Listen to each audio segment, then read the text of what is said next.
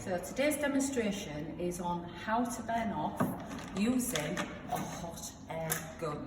The two areas you're going to burn off is one side of the door frame and one side of the door. Okay, if you notice, checking your cubicles, all your doors are quite tight, and that's because there's just a massive build-up of paint. Sometimes we have to remove paint because the system's broke down. So what's happened is it started to deteriorate, so we need to get it off before we can repaint it. So what we're going to do today then is we're just going to remove one edge of a door and one edge of a door frame. So looking at the setup, obviously plugged in 240 volt, we need to convert that into 110. These hot air guns are 110, okay? We know that because of the yellow socket. So what we'll do with this is lift up the socket like that, and you'll notice it's got different size prongs, and it's also got a little shape at the bottom. That goes to the bottom, and then that'll fit in there, okay? This bit there, that just locks it. That's like a lock, it's like a catch, and it stops it pulling out, okay? So once I'm set up, I've got my transformer, converted that to 110. The exposed wire I've covered with tread cover. So if someone's walking down here, they could just walk over this, but if there's exposed wire, that's a trip hazard. So the tools and equipment I'm going to use then is some cotton heavyweight gloves, a shave hook, a limbard, and a scraper. If I didn't have a transformer and I was just going to use a hot air gun that was a 240 volt, I would use this, which is a residual circuit breaker. And I've explained about them in health and safety. Okay, I've got my wipes because when you finish with all tools and equipment, you need to wipe them down before they go back to the stores.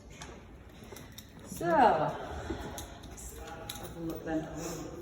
So, first thing, gloves on. Make sure you're wearing long sleeves.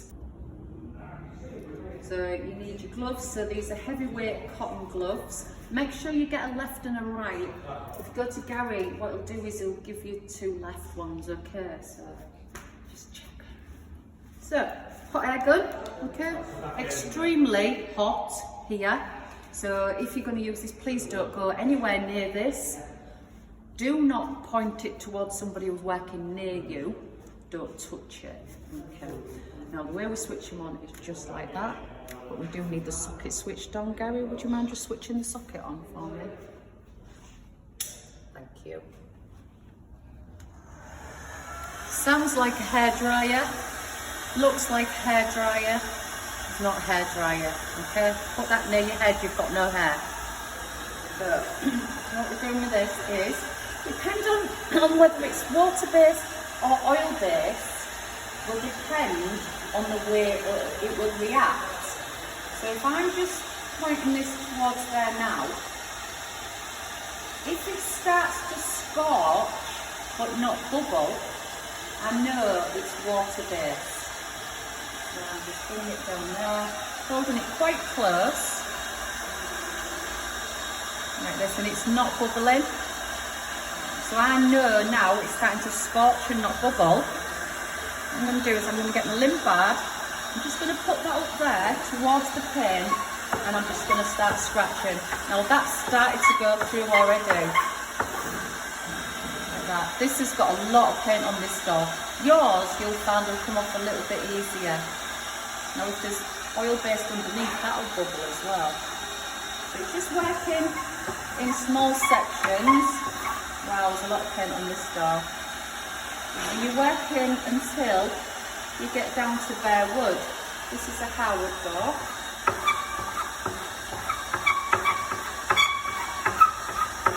Oh yeah, we're practically down to wood there.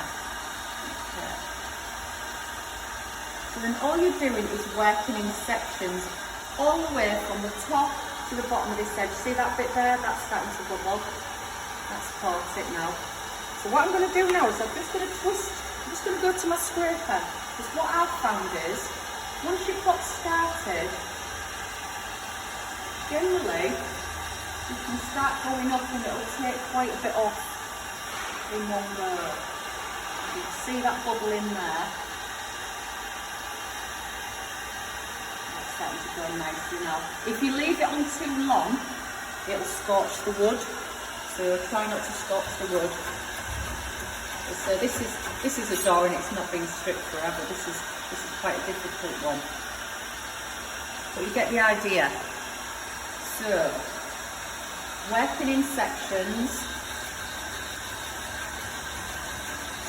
like that. Now when it comes to finishing, that is going to be extremely hot. Turn off the hot air gun, sit it on the base like that. Don't lay it on its side. If you're using that and you're on somebody's nice laminate or carpet or vinyl on the floor, that's just going to scorch, okay? You can have a piece of paper down, but it needs to be slightly damp, but you don't really want to mess about with water and electricity. And this, when it drops off, it just goes brittle. So we can just sweep this up at the end. So I'm going to strip this edge, okay, all the way down, but you don't have to watch the full video. And also, so the door closes, I'm going to strip this internal edge here. Okay, so on your cubicle, you're going to do the two. Pick this up, and I'll get started again, see how this one comes off. So again, 1, 2, full speed. Now sometimes you might have a narrow area, so you want to turn your gun on its side, like that. The first bit will always take, here we go, a little bit of bubbling now. You see that, Gary? Yeah. That's going nice. I say, the oil-based paint bubbles up, it melts, but the water-based paint doesn't, but it will still soften and it will still come off. So I think I'll be alright if I'm just careful with that. And I'm just going to start taking that off as well. So I can go either way. I can carry on going down with my Limbard, or I can pick up my scraper and go up. It doesn't really matter which way you go.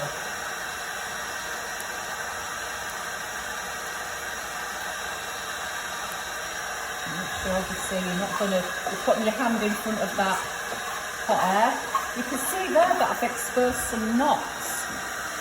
Before you reprime this piece of wood, it'll need a braiding to get rid of any excess little bits of paint, and all the knots will need knotting. Okay. A few health and safety things to remember with this. Ventilation. The windows must be open. The extractor fans must be open, which we're doing now anyway. Okay, so no matter what time of year it is, I think I'm going to be cold. You're better off being cold than dead. Okay, you don't want to breathe in these fumes. If this tin was from pre-70s, it's more likely to contain lead and maybe even arsenic. And lead and arsenic are both poisons. So if this was pre-70s, you won't want to be breathing this in. Okay, and that's taking it off really nice on this side. So I'm going right back down to bare wood.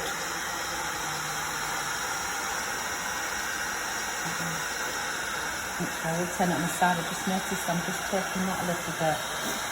Before you start, you can twist this nozzle, but only when it's cold. But as I've just used it on the door side, I didn't really want to take it off and twist it because it had been red hot. So you can twist it, look like you would a hairdryer, so it's pointing the right way. I'm just going to finish down to there. I will take it all off, but I just want to show you how to do it. Once I've got this off, this door edge, sorry, frame edge. Once I've got this door edge, then you'll find your cubicle doors will shut better. In Group A, you've not got much paint on your cubicle doors anyway, so we're not going to burn yours off. I will give you a separate door somewhere. If you're in group B, all your doors are heavily painted, so you will be stripping your actual door edge. So when we finish, all twos, remember these are quite hot. Leave the gun on the back. Remember, if we do have an accident, we have fire extinguishers, we have carbon dioxide and foam. The one you would need to use an electrical, which is carbon dioxide. This then comes out. Now, don't take that back to Gary, okay? Don't take it back to the stores. Leave it out. Clean everything else up. You can put everything else away, all your tools. You can sweep up all these strippings. These can go straight in the bin. But the hot air gun must be just tucked away and left to cool in your cubicle. Okay? Don't go near it, don't touch it. If you do happen to get a burn fit, have a bucket of water, a few buckets of water, we'll have some spread out. Go straight to that bucket of water, plunge whatever you've burnt. Okay? If it's a hand, if it's an arm, get that straight in that water. That's the key to not scarring. Okay? We don't want any of you to get a burn. And if you use it, how I say, keeping it pointed away, wear the thick industrial cotton gloves, have long sleeves, don't touch it, don't touch the end of the tools because obviously you're burning on top of metal, they're going to be hot. Okay, you should be safe. Okay, so health and safety first. If you're not working safely, I will stop you. So, heat, electricity, preventing slips and trips. So that's the end of your burning off using a hot air gun demo. So you're doing your door edge and your door frame edge.